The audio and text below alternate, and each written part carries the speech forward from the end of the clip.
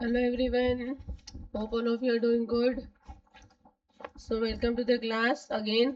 एक बहुत ही important class है आज का ये भी, जहाँ पर हम लोग प्लांट हॉर्मोन्स की बायोसिंथेसिस पाथवे को रिवाइज करने वाले हैं in a very short way, but exactly जो सारे इम्पोर्टेंट एंजाइम्स पाथवेज है ये सारी चीजें हम लोग आज की क्लास में देखने वाले हैं. So don't miss the class, पूरा क्लास पूरी रिकॉर्ड पूरा वीडियो देखिएगा स्टूडेंट्स. हार्मोन से अगेन क्वेश्चंस आते ही हमको पता है. So this is going to be useful. एक तरह से आप लोगों के लिए बहुत ही अच्छा रिवीजन हो जाएगा. जो बच्चों ने इसको अच्छे से नहीं भी किया है वो भी यदि आज का क्लास अभी आप अच्छे से कर लोगे तो आई थिंक कि आपका कंसेप्ट यहीं पर क्लियर हो जाएगा. ठीक है, so just give me some time. अपने आप के लिए कुछ समय दो, एक पूरा वीडियो ये वाला देखो and just take a note. उसको एक बार दिमाग में रख लो, रिवाइज कर लो, सो दैट क्वेश्चंस के आंसर आप करेक्ट सॉल्व कर सको यदि यहाँ से क्वेश्चन आता है तो.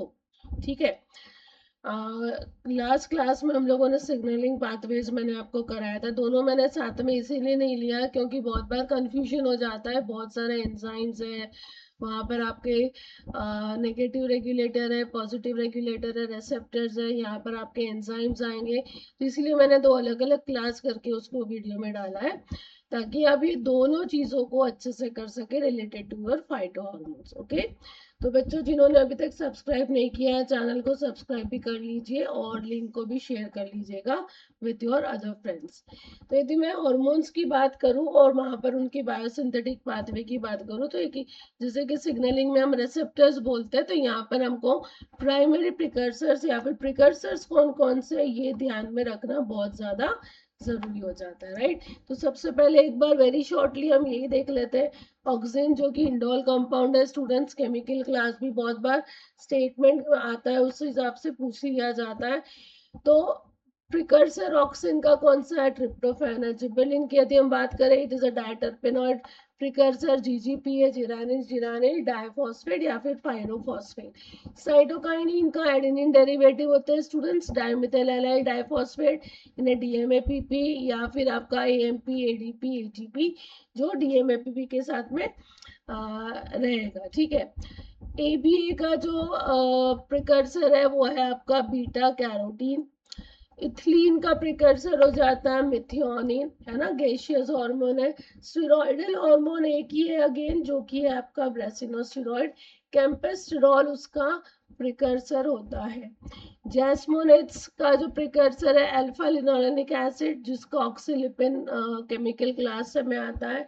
सैलिसिलिक एसिड, कॉरिस्मेट और फिनिलएलनिन. राइट, ये दोनों इसके प्रिकर्सर होते हैं क्योंकि सैलिसिलिक एसिड के दो पाथवे होते हैं बायोसिंथेटिक. एक मेजर पाथवे होता है, एक माइनर पाथवे होता है. मेजर पाथवे का प्रिकर्सर कॉरिस्मेट है और माइनर पाथवे का प्रिकर्सर आपका फिनिलएलनिन है. ठीक है, स्ट्रिगोलेक्टोन स्टूडेंट्स, उसका भी प्राइमरी प्रिकर्सर बीटा कैरोटीन है जैसे कि एब्सिसिक एसिड का है. ठीक है, तो ये चीज आपको ध्यान में रखना है. अभी हम लोग पाथवे को एक एक बार देख लेते हैं. तो सबसे पहले यदि मैं ऑक्सीजन बायोसिंथेसिस की बात करूं तो ऑक्सीजन बायोसिंथेसिस में ट्रिप्टोफैन आपका मेन प्रिकर्सर है. हमने ऑक्सीजन बायोसिंथेसिस के अलग अलग पाथवेज देखे, 4 पाथवेज हम लोगों ने देखे. उसमें से जो मेन पाथवे है that is your IPA pathway. ठीक है, इंडोल पायरुविक एसिड पाथवे. तो उसके लिए यदि मैं एंजाइम की बात करूं स्टूडेंट्स तो आप देख सकते हो ट्रिप्टोफैन सबसे पहले कन्वर्ट होता है directly IPA indole 3 pyruvic acid, और इंडोल 3 पायरुविक एसिड कन्वर्ट हो जाता है IAM, yes, indole acetic acid, that is हम ऑक्सिन जिसको बोलते हैं. यहाँ पर दो मेन एंजाइम है, पहला है अमाइनो ट्रांसफेरेज, राइट, और दूसरा आता है फ्लेविन कंटेनिंग मोनोऑक्सीजनेज जिसको एफएमओ कहते हैं या फिर वो वायु सी फैमिली का मेंबर रहता है. ठीक है, तो ये आपको ध्यान में रखना है. और जो 3 माइनर पाथवेज होते हैं उसके इंटरमीडिएट्स उसी के नाम पे पाथवे. आईएएम पाथवे ने इंडोल 3 एसिटामाइन, आईओएक्स पाथवे ने इंडोल 3 एसिटोल डॉक्सोमाइन और टैम पाथवे ने ट्रिप्टामाइन पाथवे होते हैं. ये तीनों माइनर पाथवे यहाँ पर आपको इंटरमीडिएट यदि पूछे जाते हैं तो वही आपको लिख के दिया है।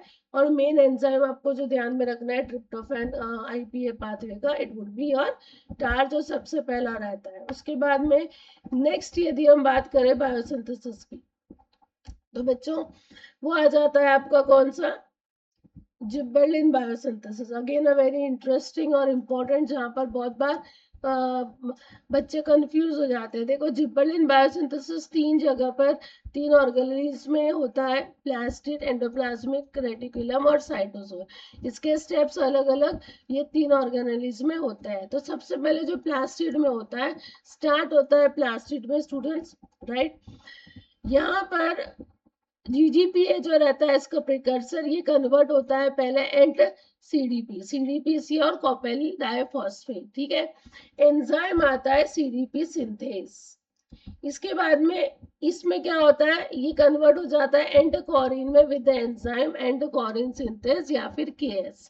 ये स्टेप कहाँ पर होती है, यानी एंड कॉरिन तक बनता है आपका प्लास्टिड में।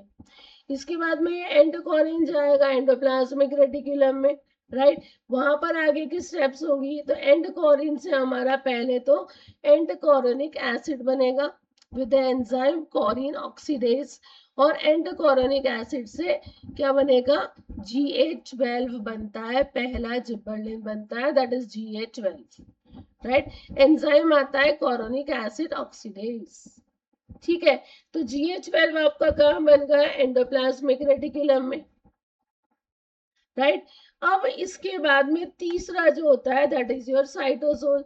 साइटोसोल में स्टूडेंट्स GA12 से अभी बहुत सारी स्टेप्स होती है। कौन कौन सी स्टेप्स होगी, GA12 में दो एंजाइम, देखो यहाँ पर जो लिखा है मैंने, GA20 ऑक्सीडेज एंजाइम यदि इसको ऐड करेगा तो GA20 बनाएगा, yes, GA20 is a product. और GA20 में GA3 ऑक्सीडेज एक्ट करेगा तो एक्टिव जिबरेलिन्स बनेंगे जो कि GA1 और GA4 होते हैं, राइट। तो GA12 पे GA20 ऑक्सीडेज आएगा, राइट।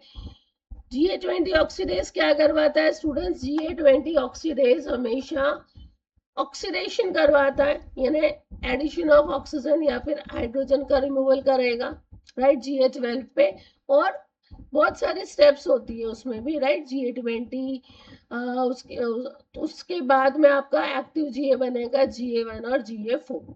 GA1 और GA4 एक्टिव जिबरेलिन के लिए जो एंजाइम लगता है वो होता है GA3 ऑक्सीडेज, यानी GA3 ऑक्सीडेज एक्टिव जिबरेलिन बनवाता है, ठीक है। सिमिलरली GA12 एक और चीज, या तो वो GA20 ऑक्सीडेज उस पर एक्ट करेगा, या तो स्टूडेंट्स GA13 ऑक्सीडेज भी उस पर एक्ट करेगा। GA13 ऑक्सीडेज क्या करवाता है, यहाँ पर होता है हाइड्रोक्सिलेशन होता है स्टूडेंट्स कार्बन 13 पे, ठीक है। और GA53 बनाता है। अब GA53 जो बनेगा इस पे अगेन GA20 ऑक्सीडेज आपका काम करेगा और GA20 बनाएगा, और GA20 से आपके एक्टिव जिबरेलिन GA1 और GA4 बनते हैं bye the enzyme GA3 oxidase. अब एक्टिव जिबरेलिन को इनएक्टिव यदि बनाना है तो एक और एंजाइम है दैट इज GA2 ऑक्सीडेज, ठीक है। तो GA2 ऑक्सीडेज क्या करवा रहा है, GA2 ऑक्सीडेज इनएक्टिव GA करवाता है। सो GA2 ऑक्सीडेज ये इनएक्टिव जिबरेलिन्स बनवा देता है, यानी एक्टिव से इनएक्टिव में कन्वर्ट करवाता है। और एक्टिव में करना है तो GA3 ऑक्सीडेज जो होता है ये क्या करता है, ये एक्टिव जिबरेलिन बनाता है। आई थिंक दिस इज क्लियर, समझ में आया। ये कहाँ हो रहा है, ये हो रहा है साइटोसोल। अब यहाँ पर एक और चीज ध्यान में रखना है कि बायोएक्टिव जिबरेलिन कौन कौन से हैं। यहाँ पर आपको दो ही दिख रहे हैं, लेकिन उसके अलावा भी कौन से होते हैं बायोएक्टिव जिबरेलिन है, GA1, GA3, GA4 और GA7, 1, 3, 4, 7 आपको ध्यान में रखना है। तो ये क्या है, bioactive gibberellin. I think this is clear.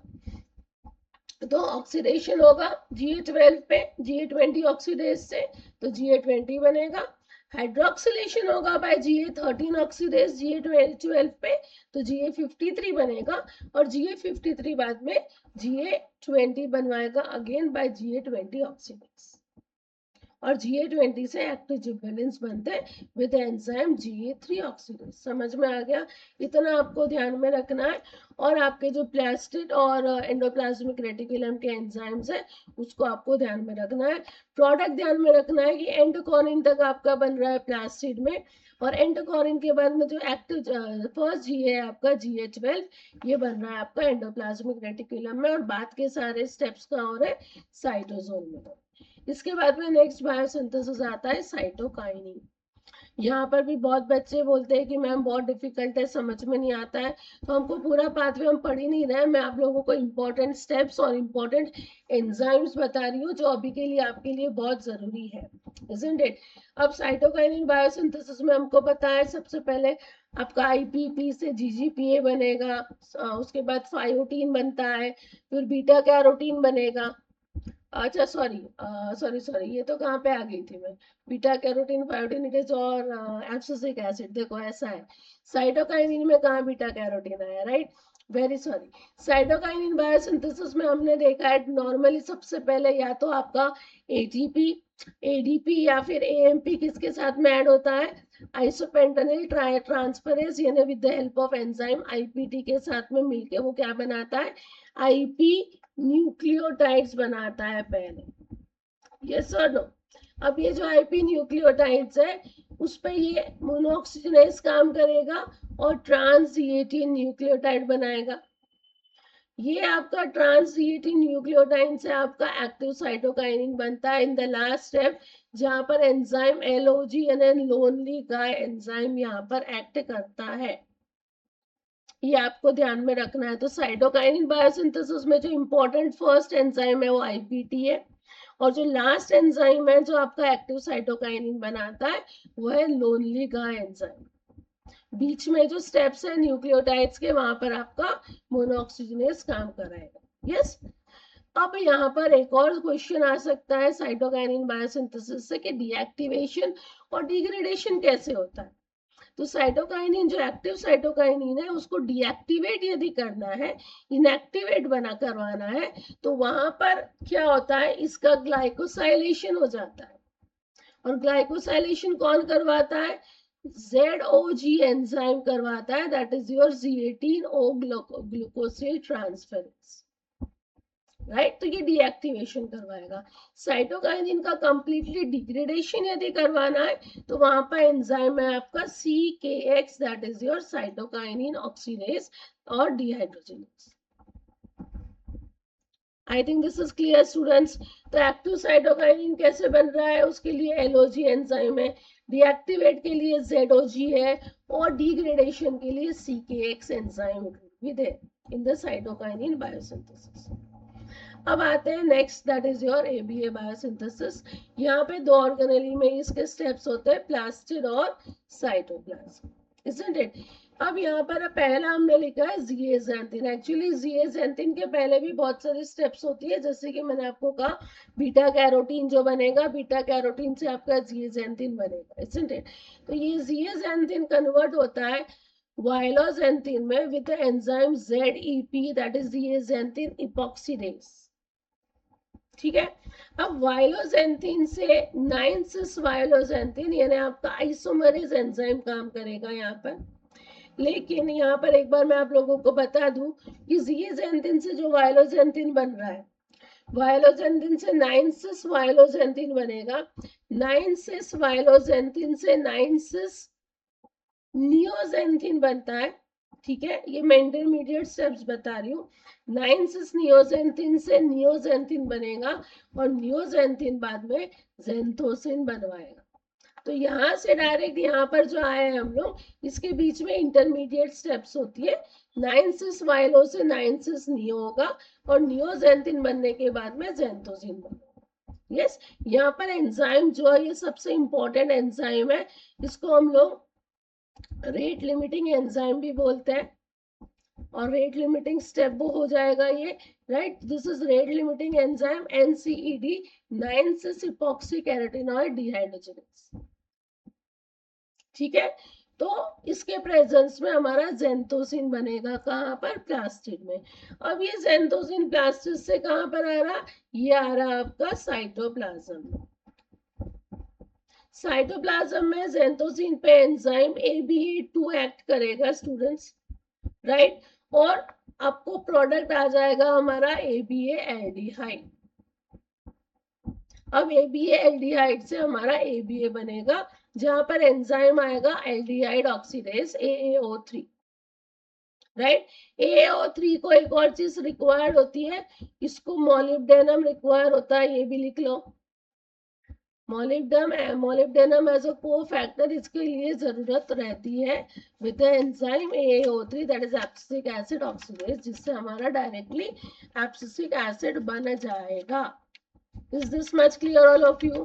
तो ये था एब्सिसिक एसिड का बायोसिंथेसिस, जो कि प्लास्टिड और साइटोप्लाज्म में होता है। प्लास्टिड तक हमारा जेंथोसिन बनेगा, जेंथोसिस से एब्सिसिक एसिड हमारा कहाँ बनता है, साइटोप्लाज्म में बनता है, जहां पर दो एंजाइम आएगा ABA2 और दूसरा होता है AAO3 दैट इज ऑक्सीडेज। और यहाँ पर इंपॉर्टेंट एंजाइम कौन सा याद रखना है, 9,6-एपॉक्सी carotenoid dehydrogenase that is NCED, जो कि रेट लिमिटिंग एंजाइम है, जेंथोसिन फॉर्मेशन करवाता है। ठीक है।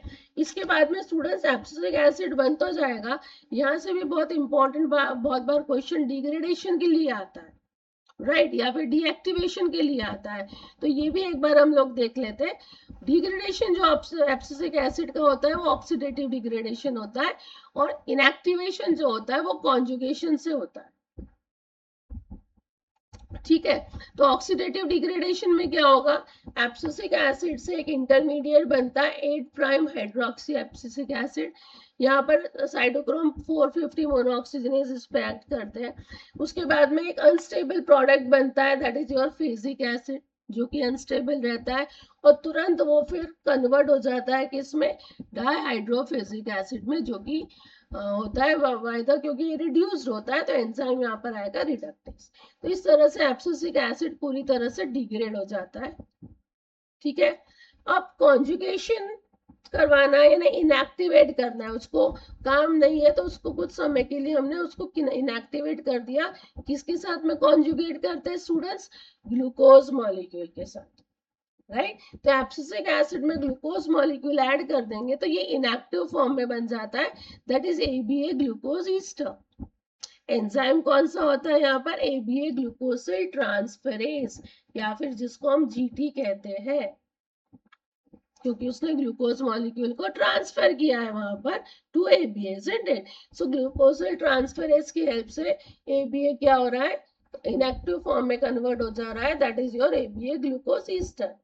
अब जब प्लांट को वापस से ABA की जरूरत पड़ती है तो ये डीकॉन्जुगेशन होना है, तो तब कौन सा एंजाइम आएगा, तब एंजाइम आता है beta glucosidase. Beta glucosidase ABA glucose Easter को क्या करेगा, हाइड्रोलाइज करेगा, और वहां से एक्टिव ABA को वापस से बनाएगा, और एक्टिव ABA यूज हो जाएगा फॉर द प्लांट्स। तो आई थिंक ये एंजाइम्स आप लोगों को ध्यान में रखना है। कॉन्जुगेशन के लिए आपका ग्लूकोसिल ट्रांसफेरेज है, डीकॉन्जुगेशन के लिए बीटा ग्लूकोसाइडेज है, ऑक्सीडेटिव डिग्रेडेशन के लिए जो मेन एंजाइम है आपका C40 मोनोऑक्सीजनेज है, या CYP मोनोऑक्सीजनेज जो रहता है हमारा, it would be there. I think this is clear everyone. So this is how the ABA deactivation and degradation takes place. इसके बाद में आते हैं इथिलीन बायोसिंथेसिस, जहां पर हम लोग यांग साइकिल करके बोलते हैं। Again it is a big cycle, but इसका एक पार्ट हम लोग देखते हैं जो स्पेसिफिकली हम इथिलीन बायोसिंथेसिस में देखते हैं। प्रिकर्सर मॉलिक्यूल इसका क्या होता है, मिथियोनिन होता है स्टूडेंट्स, राइट। तो मिथियोनिन सबसे पहले जस्ट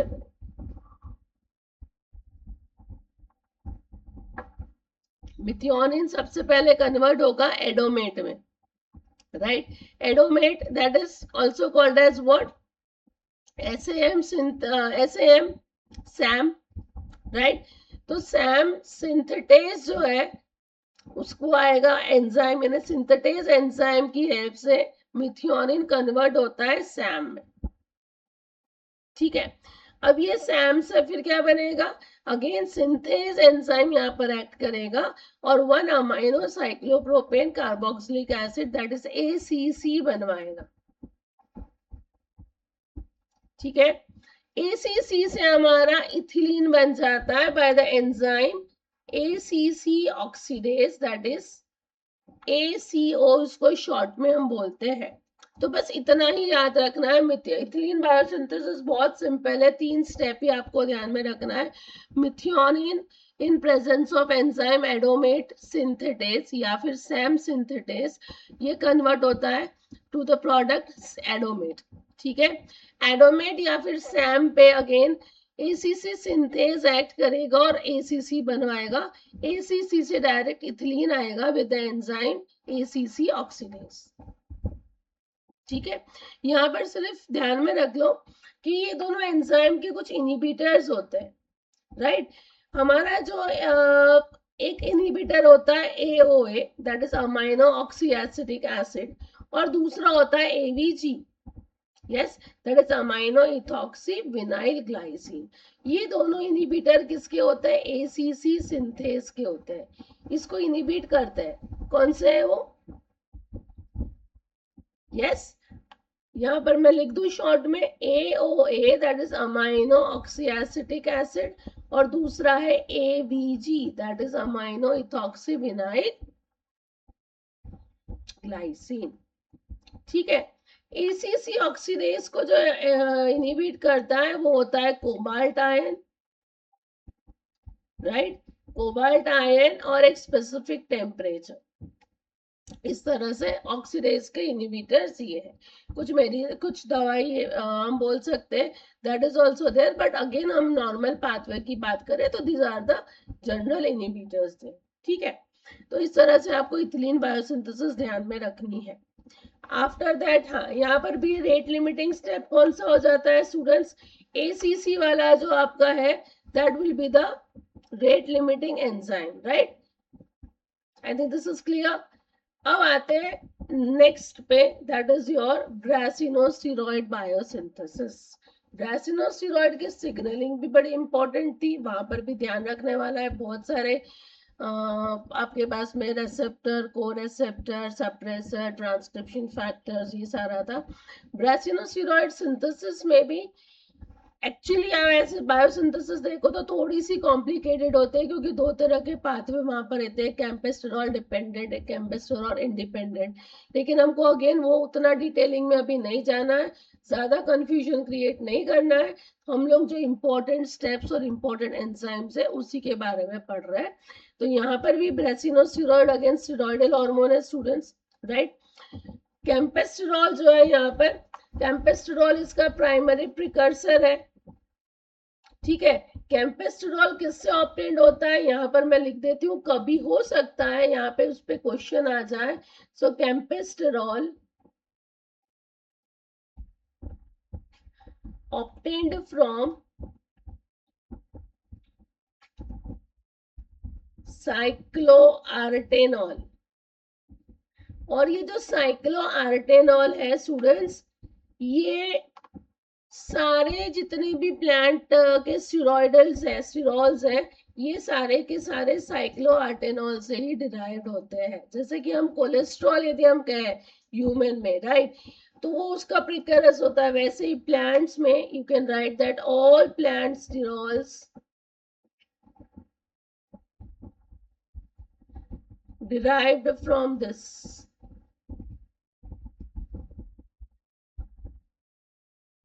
फ्रॉम किससे, साइक्लोआर्टेनॉल से। इसी से ये कैम्पेस्टेरॉल डिराइव पहले बनता है।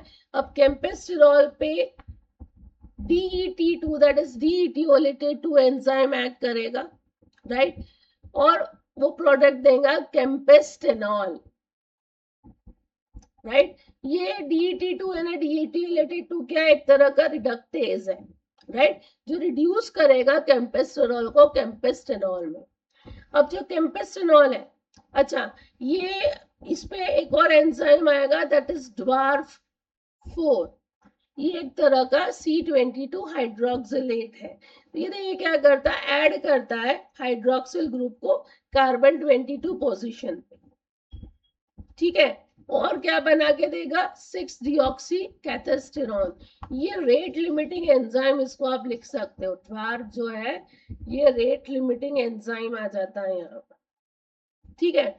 इसके बाद में 6-डीऑक्सी कैथेस्टेरॉन के बाद में कैस्टेस्टेरॉन जो बनता है, राइट।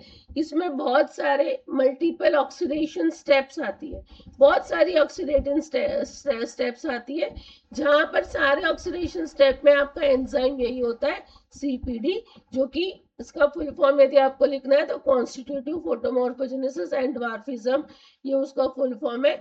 ये क्या करता है, C23 पे हाइड्रोक्सी ग्रुप को ऐड करता है, ठीक है। और कैस्टेस्टेरॉन बनाता है, कैस्टेस्टेरॉन पे स्टूडेंट्स ब्रेसिनोस्टेरॉइड 6 ऑक्सीडेज एक्ट करेगा और ब्रेसिनोलाइड बन जाता है, राइट। ब्रेसिनोलाइड यानी फाइनल ऑक्सीडेशन जो होता है यहाँ होता है with enzyme Br6OX that is oxidase, और हमारा ब्रेसिनोलाइड बन जाएगा। I think this is clear now. तो आपको क्या क्या ध्यान में रखना है ब्रेसिनोस्टेरॉइड बायोसिंथेसिस में, आपको ध्यान में रखना है कि पहला एंजाइम जो है वो DET2 है, जो कि कैम्पेस्टेरॉल को कैम्पेस्टेनॉल में कन्वर्ट करवाएगा। बाद में रेट लिमिटिंग एंजाइम जो होता है DWARF4 होता है, जो कि एक तरह का हाइड्रोक्सिलेज है। देन इंटरमीडिएट हाइड्रोक्सिलेशन के लिए आपका सीपीडी रहेगा, जो कि कैस्टेस्टेरॉन बना के देगा, और कैस्टेस्टेरॉन से Br6 ऑक्सीडेज की हेल्प से ब्रेसिनोलाइड बन जाएगा। So this is your ब्रेसिनोस्टेरॉइड biosynthesis. I hope this is clear now. इसके बाद में एक और इम्पोर्टेंट वाले पे आते हैं जहां से बहुत बार क्वेश्चंस पूछे जाते हैं, that is your jasmonate biosynthesis. Jasmonate biosynthesis भी क्लोरोप्लास्ट, पेरोक्सिसोम और साइटोप्लाज्म, ये 3 जगह पे अलग अलग स्टेप्स होते हैं और जैस्मोनेट का बायोसिंथेसिस होता है। ऑक्टाडेकेनॉइड पाथवे भी बोला जाता है जैस्मोनेट बायोसिंथेसिस को, राइट। कौन सा pathway, it is your octadecanoid pathway, okay. So यहाँ पर देखो स्टूडेंट्स, पहला स्टेप जो होता है वो होता है क्लोरोप्लास्ट में, ये मैंने पीछे में लिख दिया है, so don't go with this, नीचे वाला जो है पहला स्टेप होता है आपका क्लोरोप्लास्ट में, जहां पर आपका प्रिकर्सर है alpha linolenic acid, right. Enzyme आता है लिपोक्सिजेनेस, इसके प्रेजेंस में अल्फा लिनोलेनिक एसिड से 13 HPOT बनेगा, हाइड्रो पेरोक्सी ऑक्टा डेकेट्रेनोइक एसिड, ठीक है। H13 HPOT से एलिन ऑक्साइड बनता है विद एंजाइम AOS, एक तरह का सिंथेज है, और एलिन ऑक्साइड से हमारा OPDA बनेगा विद एंजाइम साइक्लाइजेशन होगा और OPDA बनेगा। अभी OPDA स्टूडेंट्स क्लोरोप्लास्ट में बनता है, अभी ट्रांसपोर्ट कहाँ होता है, ये जाएगा पेरोक्सिसोम में, राइट। OPDA कहाँ जाएगा, OPDA जाएगा पेरोक्सिसोम में। यहाँ पर जो ट्रांसपोर्ट हो रहा है तो ट्रांसपोर्टर होता है ABC ट्रांसपोर्टर, उसके हेल्प से पेरोक्सिसोम में जाएगा। OPDA से आपका OPC8 बनता है बाय एन एंजाइम रिडक्टेज, ठीक है। तो OPDA रिडक्शन करवाएगा और आपको क्या बनाएगा, OPC8। OPC8 का फुल फॉर्म यदि आपको पता है, otherwise you can note it down, three oxo two pentenyl cyclopentane, yes and yes, ठीक है। अब ये OPC8 से स्टूडेंट्स ऑक्सीडेशन स्टेप्स होते, तो beta oxidation again 3 steps of beta oxidation होता है और जैस्मोनिक एसिड बनता है। एग्जैक्टली आप देखो तो हम बोल सकते हैं 7 आइसो जैस्मोनिक एसिड बनता है, राइट, फ्रॉम OPC8। ये कहां पर हो गया, पेरोक्सिसोम में। अब ये जो 7 आइसो जैस्मोनिक एसिड है ये साइटोप्लाज्म में जाएगा, वहां एंजाइम JAR1 है और ये एंजाइम की प्रेजेंस में ये बना देगा एक्टिव जैस्मोनिक, क्योंकि इसके साथ में आइसोल्यूसिन आगे कॉन्जुगेट हो जाएगा, राइट। और ये बना देगा जैस्मोनिक एसिड आइसोल्यूसिन, जो कि एक्टिव फॉर्म है, इसी फॉर्म में ये काम करता है। आई थिंक दिस इज क्लियर। तो जो लास्ट स्टेप है कि जैस्मोनिक एसिड या फिर 7 आइसो जैस्मोनिक एसिड से जैस्मोनिक एसिड का कॉन्जुगेशन हो रहा है विद आइसोल्यूसिन, वो सिर्फ एक स्टेप का होती है साइटोप्लाज्म में विद एंजाइम JAR1, तो यहाँ पे भी आपको ध्यान में क्या रखना है, यहाँ पे आपको जो इम्पोर्टेंट एंजाइम्स है जो ध्यान में रखना है, इम्पोर्टेंट स्टेप है। एक तो ये है लॉक्स वाला, अल्फा लिनोलिक एसिड से 13 SPOT बना रहा है, फिर AOS और AOC, राइट। यानी आपका OPDA तक का कहाँ बन रहा है, क्लोरोप्लास्ट में बन रहा है। डोंट टेक दिस थिंग, ठीक है, क्योंकि यहाँ पे साइटोसोल नहीं लिखा था। अब पेरोक्सिसोम में आपका OPDA से 7 आइसोजैस्मोल्यूसिन बनता है, और 7 आइसोजैस्मोनिक एसिड आपका एक्टिव फॉर्म में आएगा कहाँ पर, साइटोप्लाज्म, वहां पर कॉन्जुगेट हो जाएगा किसके साथ में, आइसोल्यूसिन के साथ। Is this much clear? After that, the next biosynthesis pathway is salicylic acid biosynthesis pathway. This is starting में ही मैंने बताया था कि दो तरह के पाथवे होते हैं यहाँ पर, एक मेजर एक minor. Major pathway is isochorismate pathway, right, और minor pathway is your PAL pathway. Isochorismate pathway को ICS पाथवे भी बोलते हैं, और PAL pathway I think you know, phenylalanine amino ammonia lyase pathway, ठीक है। तो जो मेजर पाथवे हमारा आइसोकोरिस्मेट पाथवे, उसमें भी आपको दो ही स्टेप ध्यान में रखना है। कोरिस्मेट से आइसोकोरिस्मेट बन रहा है, और आइसोकोरिस्मेट से मेरा सैलिसिलिक एसिड बन रहा है, ठीक है। ये कहाँ होता है, ये हो रहा है क्लोरोप्लास्ट में, यहाँ नहीं लिखा है, ये होता है क्लोरोप्लास्ट में। तो यहाँ पर क्या हो रहा है स्टूडेंट्स, कोरिस्मेट पहले आइसोमराइज्ड हो रहा है by the enzyme ICS, that is isochorismate synthase, इससे बना आइसोकोरिस्मेट, राइट। आइसोकोरिस्मेट एक तरह का क्या है, ये डायरेक्टली ऐसे बनेगा क्या, नहीं, यहाँ पे कुछ स्टेप्स होती है, सिर्फ मैं आपको बता दे रही हूँ, ध्यान में रखिए।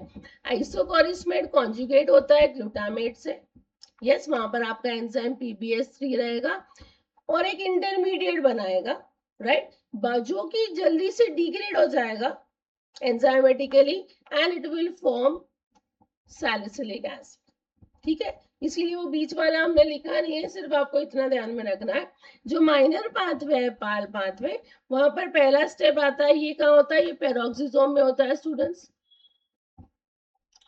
जहां पर फिनिलएलनिन एंजाइम आएगा, अगेन फिनिलएलनिन अमाइनो लायस, यस, ये कहां पर जाएगा, ये बनाएगा ट्रांसएनामिक एसिड, यानी ये डीअमाइनेटेड होता है, यस, डीअमाइनेटेड होता है टू ट्रांसएनामिक एसिड।